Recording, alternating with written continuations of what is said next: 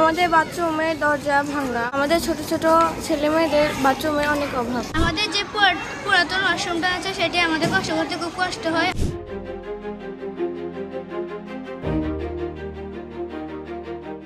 নোয়াখালীর বিভিন্ন প্রাথমিক বিদ্যালয়ে বরাদ্দ পাওয়া ওয়াশ ব্লক নির্মাণের কাজ শেষ না করেই বিল তুলে পালিয়েছে ঠিকাদার প্রতিষ্ঠান। ফলে অর্ধশতাধিক ওয়াশ ব্লকের কাজ বছরের পর বছর ধরে ঝুলে আছে।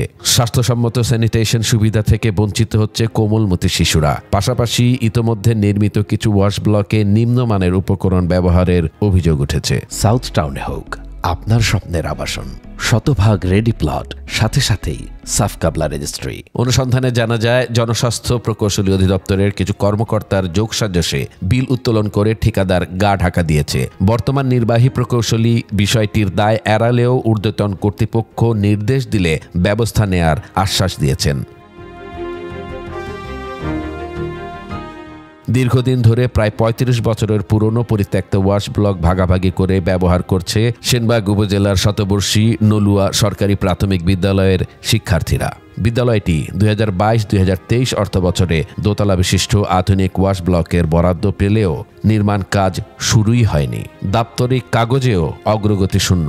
বারবার অনুরোধ করেও কাজ শুরু করাতে পারেনি স্কুল কর্তৃপক্ষ। ২ বছর আগে ওয়াশ ব্লকের বরাদ্দ হয়েছিল, কিন্তু জানি না কেন ওয়াশ ব্লকটা হয়নি। এবছর আমি ২ মাস আগে উপজেলা শিক্ষা অফিসে গিয়েছিলাম, সেখানে দেখছি যে ওয়াশ ব্লকের বরাদ্দ হয়েছে, কিন্তু ওইখানে একটা প্রতিবেদন রেডি হয়েছিল পুরো উপজেলার। তো উপজেলার প্রতিবেদনের মধ্যে আমি দেখলাম নলুয়াতেও বরাদ্দ আছে, তবে কাজের অগ্রগতির হার হলো 0%। তো ওই 0% আমিও দেখছি 0%-এই আছে, এই জন্য আমি ওইখানে 0%-এর উপরেই স্বাক্ষর করে আসছি। আমি জয়েন করেছি ২০২৩ সালের এপ্রিলে। আমারও আগে যিনি প্রধান শিক্ষক ছিলেন তিনিও, তার আমলেও ৬ মাস পর্যন্ত কোনো ঠিকাদার বা এই কাজটি করেননি।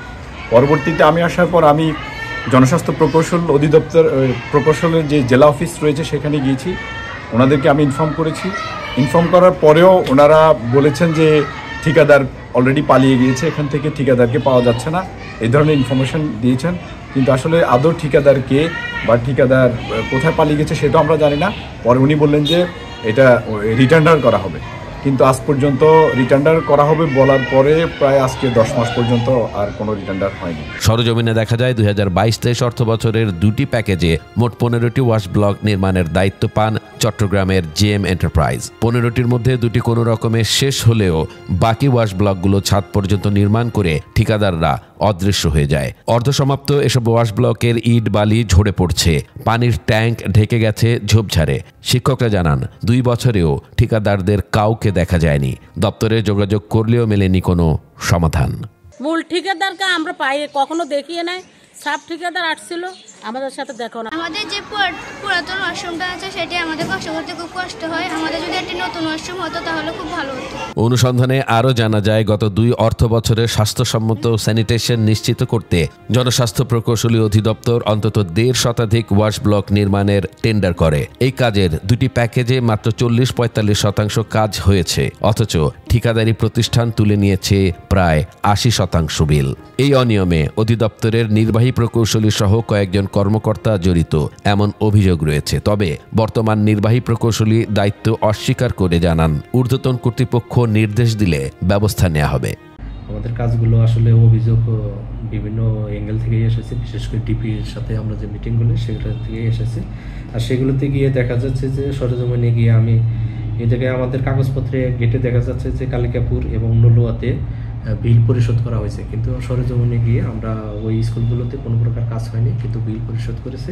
আর এই ঠিকাদার এখন 5 আগস্টের পরে পালিয়ে কানাডায় গেছে। আর যার কারণে এই স্কুলগুলো এই 2টা প্যাকেজে একটিতে 7টি আর একটিতে 8টি কোনো প্রকার প্রোগ্রেস করা যাচ্ছে না।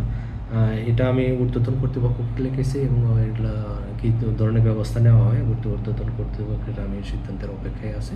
তারা যে সিদ্ধান্ত দেয় সেইভাবে আমরা ব্যবস্থা গ্রহণ করব। ওয়াশ ব্লক সংশ্লিষ্ট অর্থ লেনদেনের বেশ কিছু নথি দপ্তরে খুঁজে পাওয়া যায়নি। প্রশ্ন উঠেছে, গুরুত্বপূর্ণ এসব কাগজ কি ইচ্ছাকৃতভাবে সরিয়ে ফেলা হয়েছে? যদি তাই হয় তবে কারা এর সঙ্গে জড়িত তা খতিয়ে দেখতে যথাযথ ব্যবস্থা নেবে সংশ্লিষ্ট কর্তৃপক্ষ, এটাই প্রত্যাশা সবার।